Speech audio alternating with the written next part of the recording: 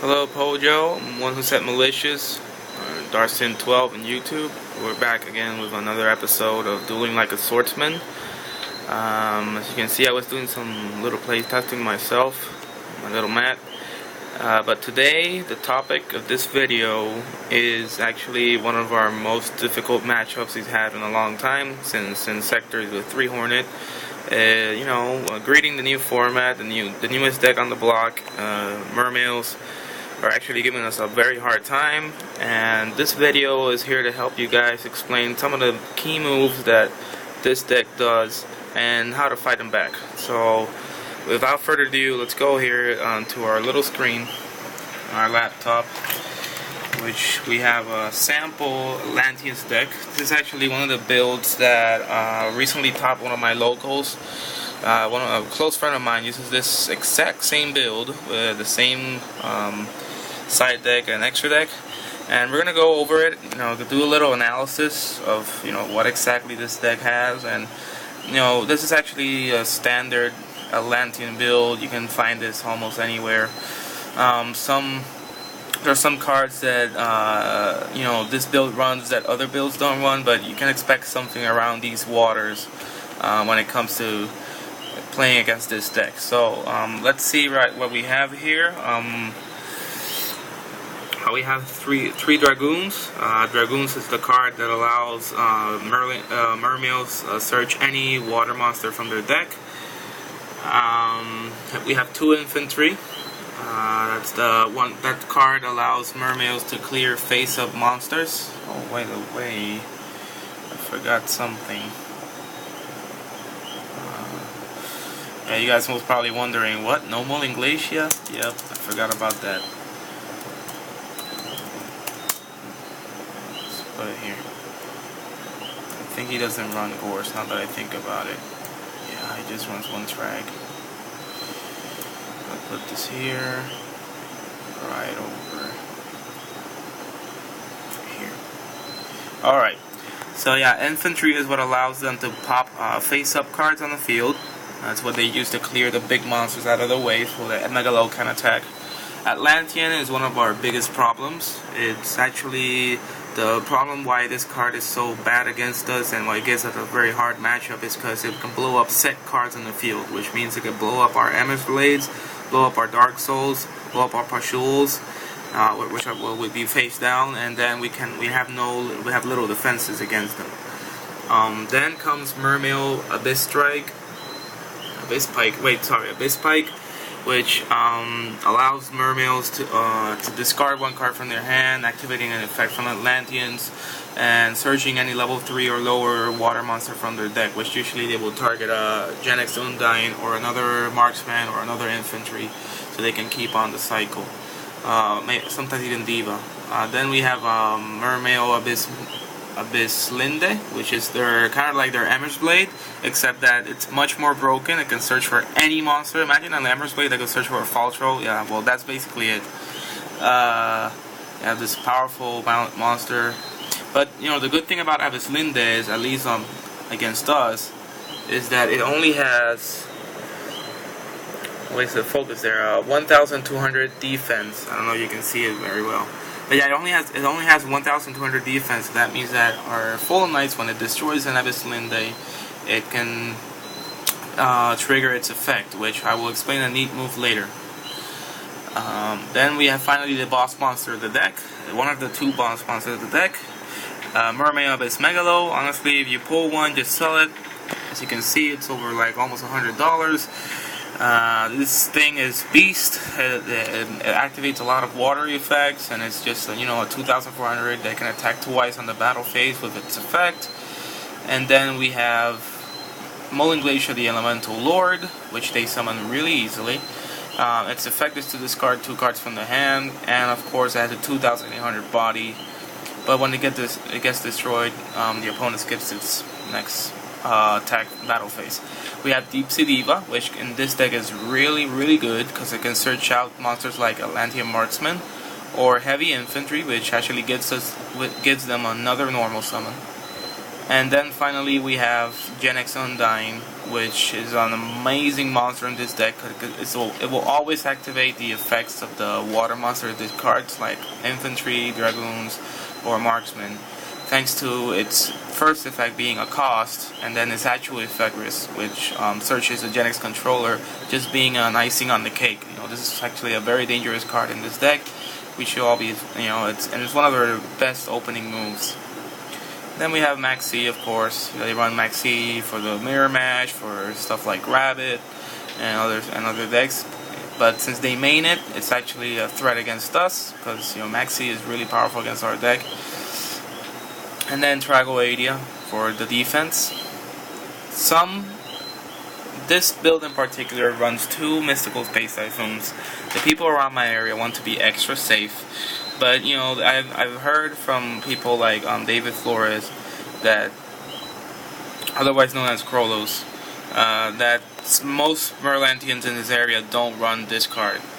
Well, here in Puerto Rico, they want to be like extra safe. They want to have that insurance. They at least run 2 copies of this card and 1 in the side for stuff like macro and all that stuff that actually hampers their deck. Then we have Mind Control, a really good card in which they can even main or side this card. They actually have this card because it helps a lot in the mirror match.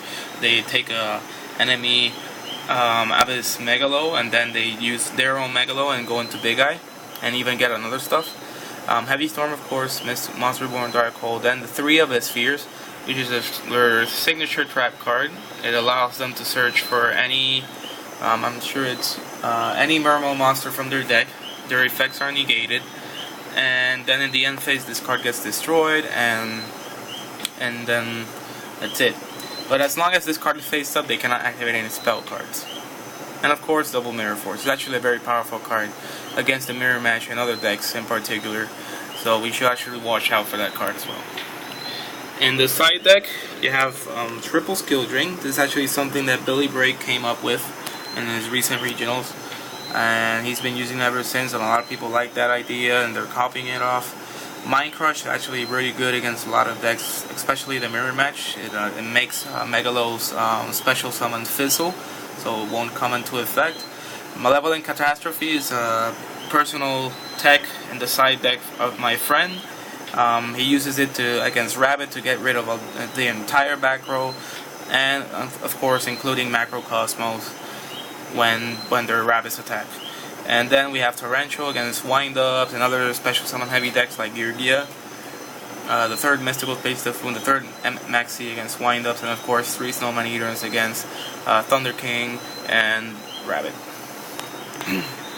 And the extra deck, we have Mermaid Abyss Gaios. Actually, it negates the effects of all face-up monsters the opponent controls, kind of like Destiny Hero Plasma. Makes a skill drain on the opponent's side of the field when they detach a XYZ material. We have Abyss Dweller, which is actually a good card against mermaids, and they have it for the mirror match. But they also have it because since their materials are going to be water monsters, Abyss Dweller gains 500 attack, and so does every other water monster in their field. So they use it also as like a booster. We have Big Eye, one of the most important XYZs right now. Really powerful, just get control of any monster. Maystroke, Black Ship of Corn, the newest XYZ that arrived. Gachi Gachi, Daigusto, they make these with Deep Sea Diva and Infantry. Wind Up Sendmaze, just in case I have to stall. And of course the Synchros are Scrap Dragon, Stardust, Catastor, Gungur, which activates the effects of the Atlanteans and actually pops 2 cards on the field. Armory Arm, and finally Mistworm. Alright. So what makes this matchup just so hard? Well, the thing is that this deck is extremely explosive. It can actually explode as early as the 2nd turn, and this speed is what makes this deck so powerful.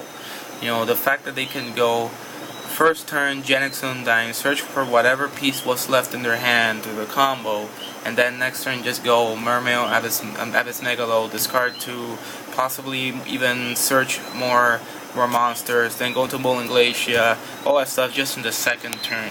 So it's actually a very explosive deck. It's also very annoying that there are Abyss Spheres. If you random MST a Mermail deck, they can just chain Abyss Sphere, and then the Abyss Linda's effect will activate, even though the Abyss Sphere negates the effect on the field. Since Abyss Linda's effect activates on the graveyard, it's not affected by this trap card. So that then Abyss Linda is destroyed, and they get to search any Mermail monster like Abyss Megalo, but usually the best target for them is Abyss Pike, since it actually gets them a search. The Atlantean monsters are very annoying, especially Dragoons and Marksmen. The thing with Marksman is, like I said earlier, it blows up our Emrys Blades, it blows up our Dark Souls, it sometimes even blows up our face down patrols, and it makes just the match so frustrating. And it just opens the gates for the Mermail player to OTK us, so we have to be very careful about that. Another thing about Marksman is that when he does battle damage, he can special summon a level 4 lower Atlantean monster that's not Marksman, so usually a special summon Dragoons, and they hit you for 1800, so it can be a lot of damage right there. Alright, so how does this deck play usually? Well, their first turn will usually either consist of Genex Undyne, and then they usually go Genex Undyne into Dragoons, search a Megalo, or search a Marksman or an Infantry, whatever they're missing. Or they can go into possibly just set an Abyss Linde and set an Abyss Sphere and pass, and just put it like that. They have a lot of opening plays that are very positive to their. Sometimes they even leave their field open in case there's a build that runs Gores or Trag in this case. But they usually either just set one of these monsters, Abyss Linde, or play at Genex Undyne, or then actually just leave their hand open and see what you do, what you commit, and then they will play accordingly. It's a very powerful deck because of this. So, you know, what are some things that we shouldn't do when we're playing against this deck, or if you know that your opponent is a Mermail player? Well, one of the best things you can do. Let me search here. No.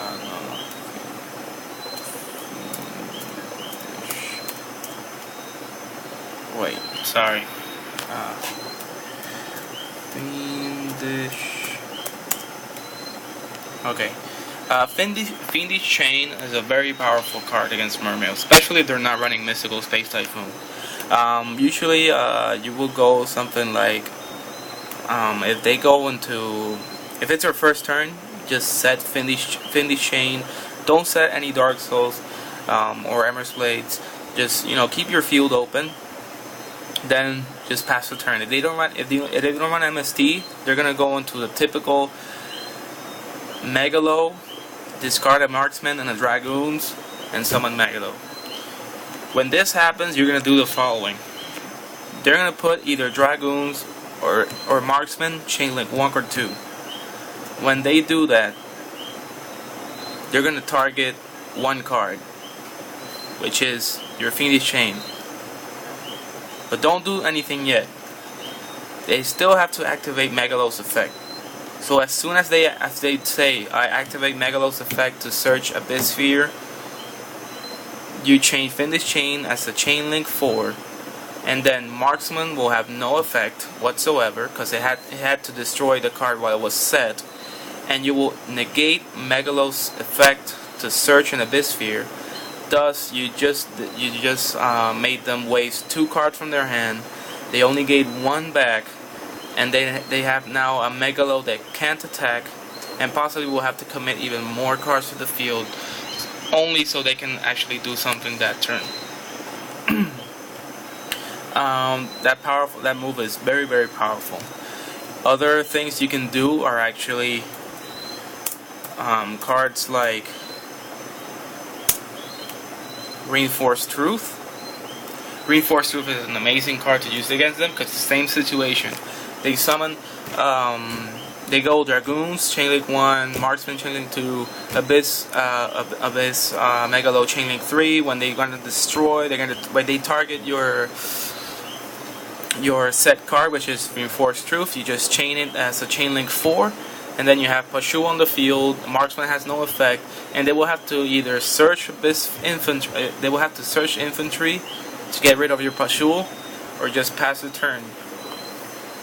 Because they either just can't afford searching infantry. Like, that's not what they wanted. They most probably wanted something else, and then they can't do that. So they were just gonna either set some trap cards and pass the turn. So that's also a very powerful move. I'm actually running Reinforced Truth at 1 copy right now. You can actually run 2 copies if you run 3 Pashuls. A very good card right now against Mermails, and it's a very, very good counter against Marksman's effect. When to actually use Emmer's Blade? Alright, well, Emmer's Blade, I was actually having a deep conversation with David Flores right now. When he's against Mermails, he usually saves the Emmer's Blade so they can ram into the Emmer's Blade and make Gotham's Emergency Call live. Gotham's E-Call, as you know, Gotham's E-Call is also another chainable trap. So, as long as you're making in Gotham's E-Call, as long as you're making Marksman dead, you have a great advantage against Mermails, because in the end, Mermails, to beat you, they have to attack. They have little ways to blow up a lot of stuff in the field, and it's not always in their hand. It's either, they usually just run 2 infantry, sometimes they even run 1. They only run 1 Gungar, and anything aside from that, it's just, attack, attack, attack. That's how they win. So, if you can make these cards dead, you're actually in a good position, because then they're going to be forced to attack your monsters, and attacking is what you want them to do, because that activates Dark Soul, that activates Emmer's Blade, and that makes your field presence much more possible. Gotham's Emergency Call is actually an excellent card against Marksman and Infantry as well, so it's actually a very good card against Mermails, because it's either going to make Marksman dead, or you're either going to plus off his infantry. When they use infantry, they target your only face-up X-Saber, you chain Gotham's E-Call, you get 2, and they blow up 1, so you actually plus 1 in the field. You have 2 Sabers on the field, possibly a Dark Soul and another Emmer's Blade, or a Dark Soul and a Tuner, and you're ready to roll. One card that one little nice trick that we can do, some little nice tricks you can do against Mermails is actually playing with Abyss Linde. If you know that they will have an Abyss Linde face down, and you actually have a Fulham Knight. 1 second. Full Knight's effect activates when it destroys the defense of your monster. You already guys know that, but the thing is, she has a 1300, Abyss Linde only has 1200, so her effect activates. Now, this is what happens. This is the neat trick when you do this. Abyss Linde's effect will activate, and then your effect will activate first, and then Abyss Linde's effect will activate. So it's Full Knight Chainlink 1 because you're the turn player, you have priority, and then your opponent will then chain to Full Knight's effect Abyss Linde's effect. Abyss Linde will be forced to bring out Megalo for the following reason. If they bring out Abyss Spike's effect activates when it's special summon or normal summon. So it's basically a situation very similar to when you do Mystical Space Typhoon and you chain Call of the Haunted and Armageddon Knight. The thing is, Abyss Spike's effect of when it's special summon can't activate in the middle of the chain that's going on between Abyss Linde and Fulham Knight. So in other words, you make Fulham Knight, Fulham Knight makes Abyss Spike miss the timing. when it destroys face up, when it destroys a defense position Abyss Linde. So use this tactic to force their Megalo.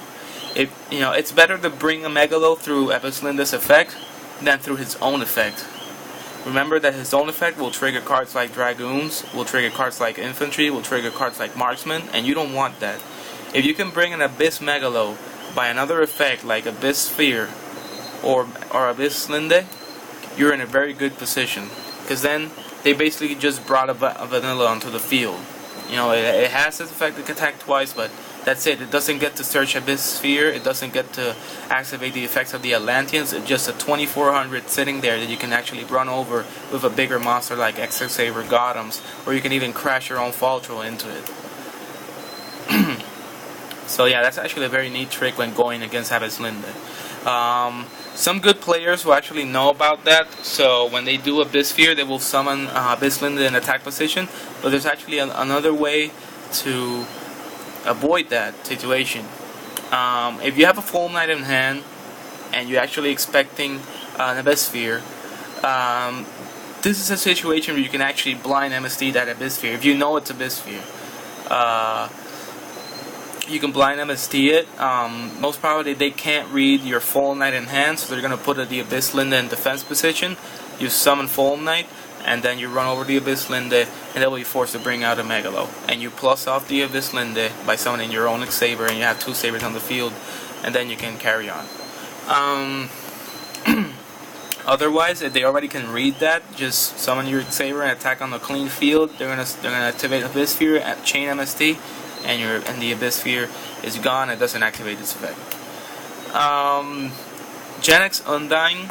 How to combat Genex Undying? Genex Undying is actually a very annoying card in the sense that it's gonna activate an Atlantean no matter what. But your best bet when combating Undying is you can you could force its effect possibly by setting a Dark Soul and possibly a Fiendish Chain, and then it will have to be choosing between the two. If they force your Fiendish Chain, well, plus side, they can't get to replace the card they used in their hand with the Genex Controller. The Genex Controller is going to stay on the deck, and if they draw the Genex Controller, it's going to be actually a dead draw. That's a plus side.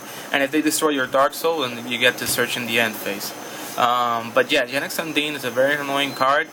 Don't use Vader on it. Don't waste it.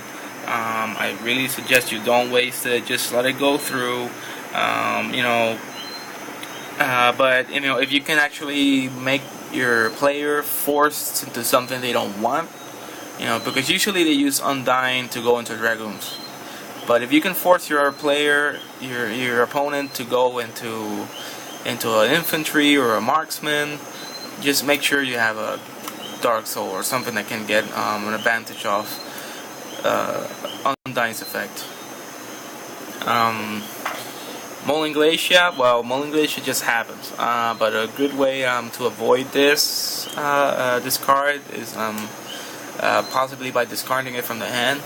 Molten Glacier usually has to wait till they have 5 waters on the graveyard, so if you can actually go a little faster than Mermails and make sure that this card doesn't summon, well, it's good. You can actually use stuff like Mind Crush on it if you know it's on the hand, but I'll explain its uses later. Deep Sea Diva. You can actually Baylor Deep Sea Diva. It's actually a very good card to do Baylor on. They will end up with a 200 monster face-up attack position on the field, which you can run over with almost any X-Saber. And they don't get to search Marksman, which is good. So it's a deck card in the field. The thing of Deep Sea Diva that you have to watch out for is actually heavy infantry, because then they can go into a second diva and then summon a Marksman, and then they have 2 level 2 tuners, level 2 monster and Marksman, and then they have basically 4 monsters in the field. They could actually go into Daigusto Phoenix, they could go into Gachi Gachi. They have a lot of options right there, so you have to really watch out for this card. And finally, Maxi, you know how to fight Maxi. about Abyss Sphere. Really nice trick you can use against Abyss Sphere would be it's actually Trap Stun. Let me search for Trap Stun here. It's actually right here. Trap Stun. The thing with Trap Stun and Abyss Sphere is the following. Abyss Sphere has a peculiar effect that the player can't activate spell cards the player can't activate spell cards like as long as Abyss Sphere is face up on the field. So I think the thing with Trap Stun is that its effect of negating the trap card ends right at the end phase. So basically it will just negate Abyss Sphere till the end phase and phase away. Now, some people might say, well, Abyss Sphere destroys itself in the end phase. Well, that's actually not the thing in the TCG. In the TCG, not the OCG. In the TCG, Abyss Sphere is considered its end phase destroy effect. It's considered to happen before Trap Stun fades away. The explanation is really iffy, but that's how they ruled it. If Trap Stun is activated, the effect of Abyss Sphere of blowing itself up doesn't activate, and the card remains face up in the field in the end phase. Then Trap Stun fades, and Abyss Sphere's effect regains, starts up again. And basically, the only effect that will start up again is the effect that says you cannot activate any spell cards. So basically, when Trap Stun translates into putting a spell canceller on their side of the field with their own card. It's actually a very neat trick you can do, and then they can't do stuff like Mind Control. They can't do Heavy Storm. They can't Mystical their own Abyss Sphere. They can't do Infantry into their own Abyss Sphere. They can't do Marksman. They can't blow it up. Period. They stay with that dead card there, locking their hand out of spell cards. They can't even use Salvage, which I actually forgot to put. Wait. Salvage. It's another card that most Mermail decks use. They usually use Salvage to gain stuff like Infantry and Marksman back to the hand. And yeah, they can't use this either. So it's basically a dead card. Actually, some builds actually run like this. They don't use Mirror Force. They put it in the side deck and they run 2 Salvage. You can actually find some builds like this, or some builds actually run 2 Mirror Force and they run no MSTs and they run Salvage instead. Okay, so I mean, what's the point about this matchup? All right, well, it's all about playing conservatively. I really don't recommend playing Ember's Blade first turn. They will just Marksman it, and especially if they know they're playing Sabers, they will just Marksman it and keep going. Fiendish Chain is an amazing card against them. When it comes to side decking, let's go to my build a little bit. Let's go to my build a moment.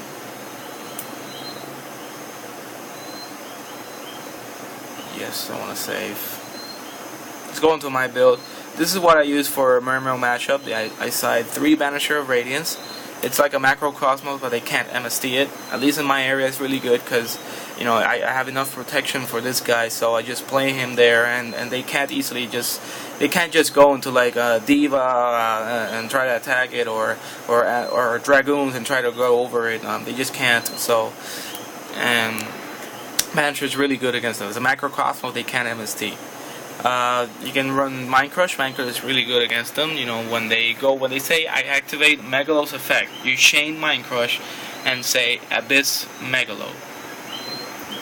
This when Megalo activates its effect, it's still considered to be in the hand. So you can chain Mind Crush and then discard it, and then this won't allow Megalo to be special summoned into the field.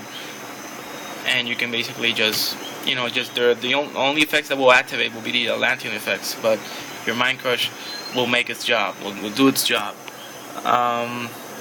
This is the 5 cards I side. Usually what I take out when I go into Banisher, I take out 1 Dark Soul, 1 Fall Troll, and 1 Ember's Blade. And for the Mind Crushes, I take out stuff like Deep Prison. Well, actually, no, Deep Prison, no. I take out Book of Moon, possibly a Gotham Sequel. A Gotham Sequel on another card. Gotham Sequel on some other card. And I put in the 2 Mind Crushes. And that's basically the cards I side. Alright guys, if you have any other questions about the Mermail matchup, if you feel there's something in this video I didn't discuss, feel free to put it in the comments below. And that's it. Good luck with the Mermail matchup. Hope this helps.